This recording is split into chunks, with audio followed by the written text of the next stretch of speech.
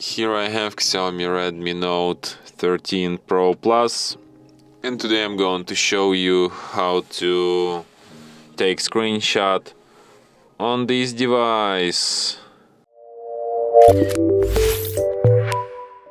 So firstly, you should open screen which you want to capture, could be just our home screen, and then press combination of keys, power key plus volume down like this, and the screenshot will be taken. So let me show you once again, volume down, power key, and let's get it. So one last time, volume down, power key, and we got these screenshots. So when you're done taking screenshots, you can find them in gallery, in the special screenshots album, and here they are.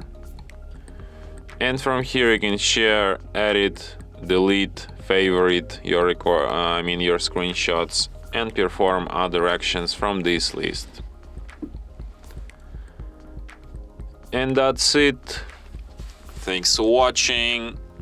If you find this tutorial useful, don't forget to hit that like button and subscribe to our channel.